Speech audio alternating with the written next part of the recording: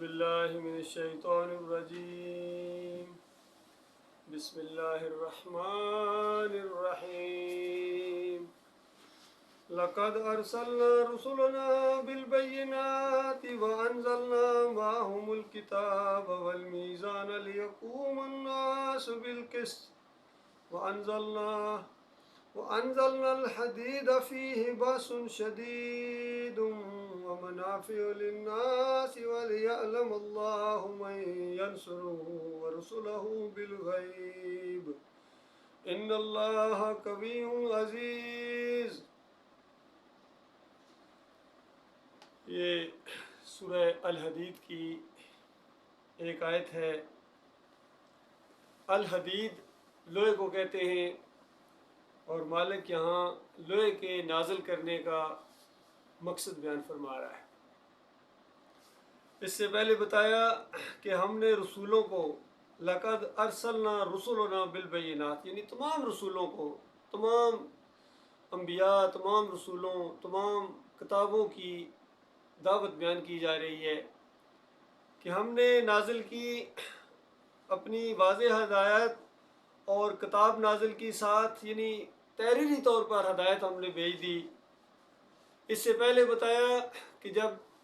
آدم علیہ السلام اس دنیا میں بھیجے جا رہے تھے تو ساتھ ہی اللہ تعالیٰ نے کہا کہ دیکھو آدم، جب کبھی میری طرف سے تمہاری اولاد کی طرف یعنی انسانوں کی طرف کوئی ہدایات پہنچے تو ان کی جو بھی پیروی کرے گا، ان کو جو مانے گا، ان کی پیروی کرے گا، اس کو کسی قسم کا کوئی غم اور پریشانی نہیں ہوگی، اور جو ان کی مخالفت کرے گا، نہیں مانے گا، تو ایسے سارے لوگ جہنمی ہوں گے جس کے اندر وہ ہمیشہ رہیں گے۔ یہ بات آدم علیہ السلام وہاں سے سن کے آئے، اور پھر اللہ تعالیٰ کی یہ بات پوری ہوتی رہی۔ آہستہ آہستہ اللہ تعالیٰ نے رسولوں کو بھیجا، کتابوں کو نازل فرمایا، اور بتایا کہ یہ گویا انسانوں کے اوپر ایک حجت کے اوپر حجت تمام ہو رہی ہے۔ انسان کبھی بھی یہ اب نہیں کہہ سکیں گے، انبیاء کے آنے کے بعد، کتابوں کے نازل ہونے کے بعد، کبھی بھی یہ اللہ تعالیٰ کو نہیں کہہ سکیں گے کہ یا اللہ ہمیں بات پتہ نہیں تھی۔ کوئی ایک لمحہ بھی زمین کے اوپر ایسا نہیں گزرا ہے کہ حق اور باطل کے درمیان فرق کرنے والی واضح چیز موجود نہ ہو، اور کھول کے بیان کرنے والے نہ ہوں کہ حق کیا ہے اور باطل کیا ہے، اور پھر جس کا جی چاہے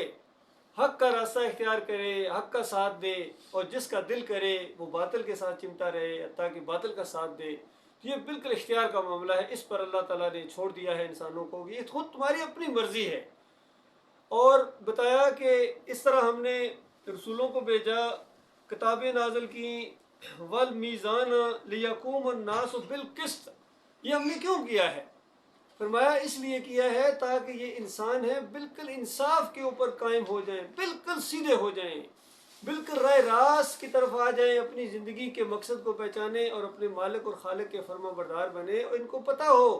کہ کن چیزوں سے اللہ تعالیٰ ناراض ہوتا ہے اور کن چیزوں سے اللہ تعالیٰ خوش ہوتا ہے، اور بالکل جب سیدھے ہو کے زندگی بسر کریں گے تو اللہ ان سے راضی ہوگا، اللہ ان سے خوش ہوگا۔ اور ایسے لوگوں کے لیے اللہ تعالیٰ نے بڑی بادشاہی تیار کر کے رکھی ہوئی ہے، اور اس کے لیے مالک خود ابھارتا ہے۔ اسی سورہ کے اندر پچھلی آیات کے اندر بتایا سابقوا الی مغفرۃ من ربکم وجنات عرضھا کعرض السماء والارض۔ آگے بڑھو، ایک دوسرے کو آگے ابھار رہا مالک کہ ان جنتوں کی طرف آگے بڑھو جو اللہ تعالیٰ نے تیار کر کے رکھی ہوئی، اعدت للذین آمنوا باللہ ورسلہ، جو اللہ پر ایمان لائیں اور اللہ کے تمام رسولوں کے اوپر ایمان لائیں، کیونکہ تمام رسولوں کی ایک ہی دعوت ہے۔ یہ دیکھیے، یہ بھی بڑا ایک ادبی انداز ہے قرآن کا کہ جس نے ایک رسول کی بات کو مانا گویا اس نے تمام رسولوں کی بات کو مانا، اور جس نے ایک رسول کی بات کو جھٹلایا اس نے گویا تمام رسولوں کی باتوں کو جھٹلا دیا، تمام کتابوں کو جھٹلا دیا، کیونکہ تمام کتابوں کا نچوڑ ایک ہے، تمام انبیاء کی دعوت ایک نقطے کے اوپر ہے۔ سورہ نحل کے اندر اس کا ذکر کیا وَلَقَدْ بَعَثْنَا فِي كُلِّ أُمَّةٍ رَسُولًا أَنِ اعْبُدُوا اللَّهَ وَاجْتَنِبُوا الطَّاغُوتَ، کہ ہر امت کے اندر، جس علاقے کے اندر، جس دور کے اندر اللہ تعالیٰ نے کوئی نبی بھیجا، رسول بھیجا، پہلے نبی سے لے کر یعنی آدم علیہ السلام سے لے کر آخری نبی محمد صلی اللہ علیہ وآلہ وسلم تک ایک ہی پیغام رہا ہے، ایک ہی نقطہ رہا کہ دیکھو اللہ کی بندگی کرو، اللہ کے بندے بن جاؤ گے تو تمہارے سارے مسائل چٹکیوں میں حل ہو جائیں گے، اور تمہارے جتنے مسائل آج دنیا کے اندر ہیں، تمہاری لڑائیاں، تمہارے جھگڑے، تمہاری نفرتیں، تمہارے نقصانات، تمہاری ذلت اور خواری، یہ ساری چیزیں اسی وجہ سے ہیں کہ تم اللہ کا بندہ بننے کے لیے تیار نہیں ہو، تم بندوں کے بندے بن گئے ہو، شیطان کے بندے بن گئے ہو۔ اس وجہ سے یہ ساری نفرتیں ہیں، ساری مصیبتیں ہیں، اسی ایک وجہ سے۔ تو بتایا کہ تمام انبیاء نے آ کے یہی بات کی کہ اللہ کے بندے بنو، اور جو چیز بھی اللہ کا بندہ بننے کے راستے میں رکاوٹ ہے، یہ طاغوت ہے، اور اس کو ہٹاؤ پیچھے، اور ٹھوکر کے ساتھ اس کو ہٹاؤ، یہ تمہارا دشمن ہے اور تمہیں اس کے ساتھ دشمنی کرنی چاہیے۔ اور یہاں بتایا کہ اعدت للذین آمنوا باللہ ورسلہ، کہ ہم نے وہ جنتیں ان کے لیے تیار کر کے رکھی ہیں جو اللہ پر ایمان لائیں، اللہ کے رسولوں پر ایمان لائیں۔ فرمایا ذالک فضل اللہ یؤتی من یشاء، یہ اللہ کا فضل ہے، جس کو چاہے عطا فرمائے، یہ اللہ کی عطا ہے۔ یہ انسانوں کی اپنی قسمت ہے کہ اس فضل میں سے انہوں نے کتنا حصہ پایا ہے، جس کو چاہتا ہے عطا فرماتا ہے۔ واللہ ذو الفضل العظیم، اور اللہ تعالیٰ بہت بڑے فضل والا ہے، بہت زیادہ عطا کرنے والا ہے، بہت زیادہ دینے والا ہے۔ اس نے اپنی رحمت اور اپنی یہ جنتیں جو ہیں یہ اپنے بندوں ہی کے لیے بنائی ہیں۔ تو اس طریقے سے یہاں بتایا کہ جو بھی اللہ کے اوپر ایمان لائے اور بالکل سیدھا ہو کے چلے،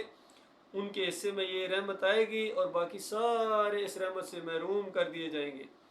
اور مالک فرماتا ہے ہم جانتے ہیں کہ یہ انسان ہے، یہ آسانی کے ساتھ ماننے والے نہیں، یہ بڑا جھگڑالو واقعہ ہوا ہے، انسان ہر مخلوق سے زیادہ یہ جھگڑالو واقعہ ہوا ہے، اور اس کو سیدھا کرنے کا ہم نے ایک اور انتظام بھی تیار کر کے رکھا ہوا ہے۔ فرمایا والمیزان، تاکہ یہ بالکل قسط کے اوپر، میزان کے اوپر قائم ہو جائیں، لیقوم الناس بالقسط، بالکل سیدھے ہو جائیں، اس لیے ہم نے رسول بھیجے اور یہ کتابیں نازل فرمائیں، اور واضح دلائل کے ساتھ اس مسئلے کو کھول کے بیان کیا۔ وَأَنزَلْنَا الْحَدِيدَ، اور اس کے ساتھ ساتھ ہم نے لوہا بھی اتارا ہے۔ آپ غور کیجیے، قرآن کا یہ عجیب انداز ہے، زبردست۔ فرمایا ہم نے لوہا اتارا ہے، فیہ باس شدید، اور اس لوہے کے اندر بڑی زبردست طاقت ہے۔ یہ لوہا بھی ایک زبان ہے، جس طرح ابھی اردو زبان میں بات کی جا رہی ہے، کوئی عربی بولتا ہے، کوئی انگریزی بولتا ہے، یہ دعوت کسی زبان میں دی جائے تو کتنے ہیں جن کی سمجھ میں یہ نہیں بات آتی ہے، لیکن جب لوہے کی زبان استعمال کی جاتی ہے تو اس وقت لوگوں کو پتہ چلتا ہے کہ اللہ کتنی طاقتوں والا ہے اور اللہ کتنی قدرت والا ہے، اور اللہ تعالیٰ اپنی بندوں کے اوپر پوری طرح ان کی مدد کے اوپر قادر ہے، اور کافروں مشرکوں سے کس طرح اللہ تعالیٰ نفرت کرتا ہے، اور اللہ تعالیٰ کتنی سختی کے ساتھ ان کو پکڑتا ہے۔ فرمایا ومنافع للناس، اور بھی دوسرے فائدے ہیں، لیکن سب سے بڑا فائدہ انسانیت کا یہ ہوتا ہے کہ جب یہ کافر و مشرک ان کی گردنیں جھک جائیں اور ساری ان کی بدماشیاں ختم ہو جائیں، اور سارے ان متکبرین کے جو جتنا زور ہے یہ ٹوٹ جائے، تب صحیح معنوں میں انسانیت کو فائدہ ہوتا ہے۔ اور وَلِيَعْلَمَ اللَّهُ مَن يَنْصُرُ وَرُسُلَهُ بِالْغَيْبِ، اور مالک فرماتا ہے ہم نے یہ جو انداز اختیار کیا آخر کیوں کیا ہے؟ تاکہ پوری طرح واضح ہو جائے، مخلصوں اور کافروں اور مشرکوں کے درمیان ایک واضح لائن لگ جائے، کون اللہ کا ماننے والا ہے، کون اللہ کے دین کا مددگار ہے، صحیح معنوں سے اپنی جان لگانے والا ہے، اپنا مال لگانے والا ہے، پورے شعور کے ساتھ، پوری بصیرت کے ساتھ اس کو اپنی زندگی کا نمبر 1 مسئلہ سمجھتا ہے یا نہیں سمجھتا، یہ بات کھل کے سامنے آ جائے گی۔ کون ہے جو اللہ کے راستے میں آگے بڑھنے والا ہے، اللہ کے اوپر یقین کرنے والا ہے کہ واقعی اللہ تعالیٰ نے زندگی کے بعد دوسری زندگی رکھی ہے، حقیقی زندگی ہے، اور وہاں جنت کی بہاریں ہیں، جنت کی بادشاہی ہے۔ کون ہے اس جنت کا شوقین؟ بڑی بڑی بلڈنگیں، بڑے بڑے محلات اور بڑی بڑی نعمتیں، وہاں باغیچے، نوکر، خدمت گزار، حوریں، بیویاں، اور وہاں انبیاء کے ساتھ دوستیاں، اور اللہ کی مغفرت اور رحمت اور مالک کا دیدار۔ کون ہے اس چیز کا سچا شوقین اور اللہ کے اوپر یقین کر کے اپنی جان لگانے والا؟ فرمایا ہم نے یہ اس لیے رکھا ہے تاکہ بالکل، چونکہ یہ امتحان جو انسان سے لیا گیا ہے یہ صرف ایک مرتبہ لیا گیا، اس کے بعد بار بار امتحان نہیں ہوں گے۔ جو فرما بردار ہیں وہ بھی کھل کے سامنے آ جائیں گے، اور نافرمان بھی کھل کے سامنے آ جائیں گے۔ یہ 2 گروہ بڑے بڑے بن جائیں گے، پھر ان گروہوں کے اندر مزید گروہ ہوں گے، وہاں درجات ہوں گے، لیکن بڑے بڑے 2 گروہ 2 ہی بنیں گے، ایک جنت والے اور ایک جہنم والے۔ تو بتایا کہ ہم نے یہ سارا انداز اس لیے اختیار کیا ہے، میں ینصرہ، کون اس کی مدد کرتا ہے، ورسلہ، اور اس کے رسولوں کی مدد کرتا ہے، بالغیب، بن دیکھے، اللہ کی بات کے اوپر یقین لے آئے ہیں، یہ اپنے مالک کے اوپر اعتماد کرنے والے ہیں۔ فرمایا یہ بھی ذرا بات کان کھول کر سننا مسلمانوں، ان اللہ قوی عزیز، یہ نہ سمجھنا کہ اللہ تمہارا کوئی محتاج ہے، تمہارے ذریعے کوئی اپنا کام کرانا چاہ رہا ہے۔ فرمایا نہیں، ہم مالک فرماتا ہم اتنی القوی ہیں العزیز ہیں کہ ہمارے ایک اشارے کیا، ایک ارادے کے اوپر یہ سب کچھ ہو جانے کے لیے ہمارا ایک ارادہ ہی کافی یہ سب کچھ ہو جائے، لیکن ہم تمہارے سے کیوں کروا رہے ہیں؟ تاکہ تمہیں دیکھیں کہ تم کس لائق ہو اور کس حد تک اپنے مالک کی فرما برداری کرتے ہو۔ یہ معاملہ ہوا ہے اللہ کے بندو، آج جو پوری دنیا میں کفر و شرک پھیلا ہوا ہے، زور ہے، لڑائیاں ہیں، جھگڑے ہیں، خاص کر اس امت کو جو حامل قرآن ہے اس کو پٹوایا جا رہا ہے ایک لعنتی قوم کے ذریعے، کیونکہ اس قوم نے وہی کچھ کیا ہے جو اس لعنتی قوم نے کیا تھا، جس وجہ سے ان کے اوپر لعنت پڑی تھی۔ اللہ کے آخری رسول محمد صلی اللہ علیہ وآلہ وسلم آخری دنوں کے اندر انتہائی بیماری کی شدت ہے، کبھی چادر اوپر اوڑھتے ہیں، کبھی پانی اوپر سر کے ڈلواتے ہیں، کبھی چادر ہٹاتے ہیں، اس قدر بے چینی کی حالت ہے، اور ایسی حالت میں فرما رہے ہیں لعن اللہ الیہود والنصارى اتخذوا قبور الانبیاء والصالحین مساجدا، اللہ کی لعنت ان یہودیوں کے اوپر اور عیسائیوں کے اوپر، اتخذوا قبور الانبیاء والصالحین مساجدا، انہوں نے کیا ہے اپنے نبیوں اور اپنے جو نیک لوگ تھے صالحین ان کی قبروں کو انہوں نے پوجا گاہ بنایا ہے، وہاں جا کے وہی کچھ کیا ہے جو اللہ کے سامنے کیا جانا چاہیے۔ تو اس آخری قوم نے ان سے بھی بڑا کام کیا، انہوں نے تو انبیاء اور اولیاء کی، نیک لوگوں کی قبروں کو بنایا تھا، سجدہ گاہ بنایا تھا، اور اس آخری امت نے انبیاء کی قبروں کو بھی بنایا، وہاں بھی گنبد لگائے، اس کو بھی پوجا، اور نیک لوگوں کی قبروں کے اوپر بھی انہوں نے مزارات بنائے، اور ان صوفیوں کی قبروں کے اوپر بھی جو تصوف کے شیدائی تھے، جو اسلام کو مانتے ہی نہیں تھے گویا، اور جو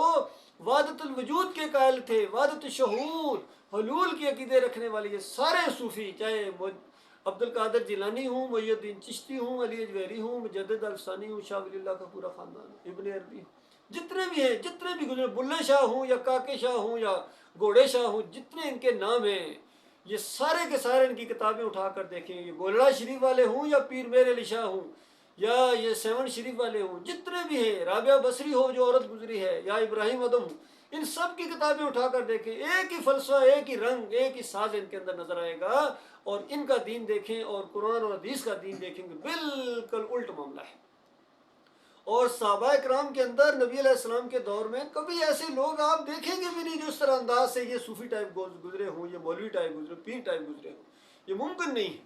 تو ان کی قبروں کو بھی انہوں نے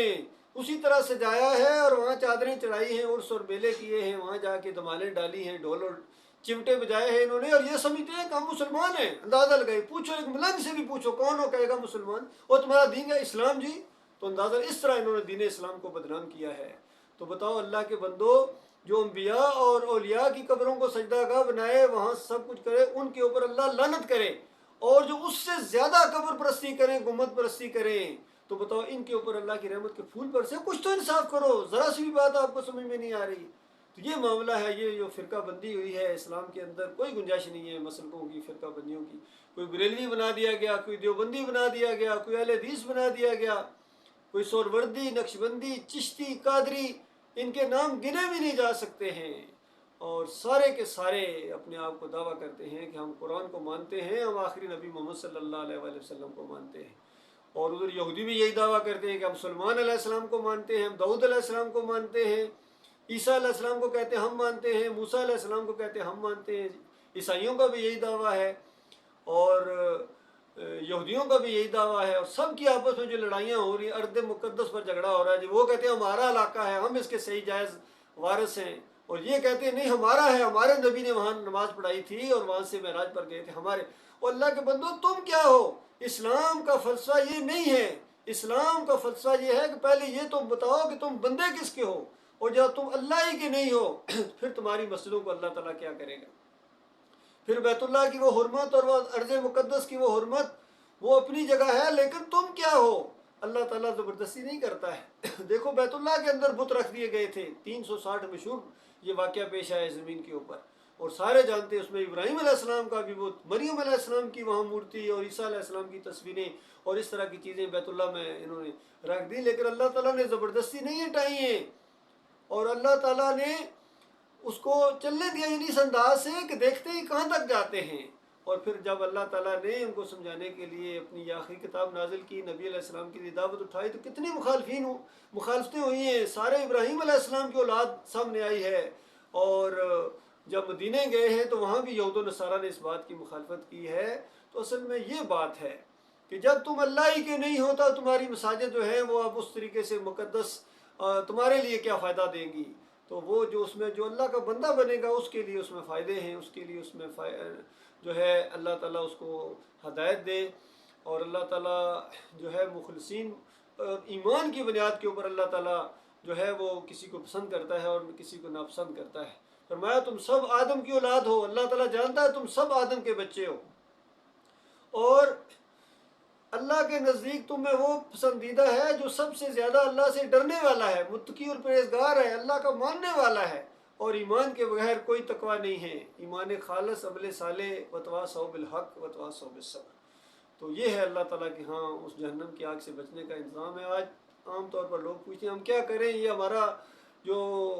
نوجوان طبقہ ہے وہ خاص کر پڑھتے بھی ہیں کہ ہم کیا کریں، کس طرح کہاں جائیں، وہاں ہم جا بھی نہیں سکتے جہاں لڑائیاں ہو رہی ہیں۔ بتاؤ تمہیں کہا کس نے؟ تم پہلے خود اسلام کو قبول کرو، پہلے خود مومن بنو، ایمان کو، شرک اور کفر کو چھوڑو، ایمان کو اپناؤ، پھر تمہیں یہ سارے مسائل جتنے ہیں، اپنے ملکی معاملات ہوں یا بین الاقوامی معاملات ہوں، پھر تمہارے سمجھ میں آنا شروع ہو جائیں گے، اور پھر یہ اللہ کے عذاب بھی رک جائیں گے۔ یہ اللہ کے عذاب آئے ہیں ان کے اوپر، کہ ان کے ذریعے ان پر راکٹ برسائے گئے، کہ ان کے میزائل پھر ان کے اوپر برس رہے ہیں اللہ کے بندوں، یہ شرک کی وجہ سے اور تمہاری بغاوت اور تمہاری نافرمانی کی وجہ سے اللہ کے عذاب ہیں تمہارے اوپر۔ اللہ تعالیٰ یہ عذاب روک دے گا اگر تم اللہ کے بندے بن جاؤ، توبہ استغفار کرو۔ قومی لیول پر پوری قوم ہے یہ توبہ استغفار کرے اپنے مالک اور خالق سے، اور جان چھڑائے ان فرقوں سے، بریلویت سے، دیوبندیت سے، اہل حدیثیت سے، سلفیت اور صوفیت سے اور جمہوریت سے۔ یہ سارے مشرکانہ یہ انداز ہیں، شیطان مختلف انداز سے سامنے آیا ہے اور ان کو اللہ کا بندہ بننے کی بجائے بندوں کا بندہ بنا دیا ہے۔ تو اس وجہ سے یہ اللہ کی رحمت روٹھی ہوئی ہے، یہ دوبارہ بحال ہو سکتی ہے، اللہ تعالیٰ دوبارہ نظر کرم تمہارے اوپر کرے گا، لیکن یہ بات جڑی ہوئی ہے، مشروط یہ بات ہے ایمان خالص کے ساتھ۔ فرمایا وَأَنْتُمُ الْأَعْلَوْنَ إِن كُنتُم مُؤْمِنِينَ، تم سربلند رہو گے، عزت تمہارے لیے ہوگی، ان کنتم، اگر تم مومن بن جاؤ، تم مومن بنو نا، تمہیں صرف مومن بننا ہے، باقی سارا کام اللہ تعالیٰ نے کرنا ہے، یقین کیجیے۔ لیکن انسانوں کی ایک عظیم اکثریت ہے یہ مومن بننے کے لیے تیار نہیں ہے، وہ والا مومن جن کو اللہ مومن کہتا ہے۔ باقی یہ مومن جن کو یہ خود کہتے ہیں، ان کے بارے میں تو اللہ فرماتا ہے وَمَا يُؤْمِنُ أَكْثَرُهُم بِاللَّهِ إِلَّا وَهُمْ مُشْرِكُونَ۔ اکثریت ہے، بڑی تعداد ہے لوگوں کی جو ایمان کا دعویٰ کرتے ہیں، منوں کا اور تنوں کا دعویٰ ہوتا ہے کہ ہم مومن ہیں، ہم مومن ہیں، مالک فرماتا ہے الا وہم مشرکون، ساتھ ساتھ شرک بھی کرتے ہیں، اللہ کے بندوں کو داتا کہتے ہیں، دستگیر کہتے ہیں، مشکل کشا کہتے ہیں، حاجت روا کہتے ہیں، ان کی نظر و نیاز کرتے ہیں، مختلف انداز ہے ان کو خوش کرنے کے، کوئی 11ویں سے خوش ہوتا ہے، کوئی 12ویں کے کیک سے، اور کچھ چوریوں سے اور کچھ میلادوں سے، اس انداز سے ان کی پوجا پاٹ کرتے ہیں، پھر واسطے وسیلے اور صدقے، بے حرمتے فلاں، بے حقے فلاں، اندازہ لگے براہ راست اللہ تعالیٰ کو پکارتے ہیں، نہ جانے ان کو کیا شرم آتی ہے، اور اس طریقے سے اللہ کے غضب کو یہ للکارتے ہیں اپنے اوپر۔ اللہ تعالیٰ ان کو توبہ کی توفیق عطا فرمائے۔ وقول قولی ھذا استغفر اللہ لی ولکم ولسائر المسلمین۔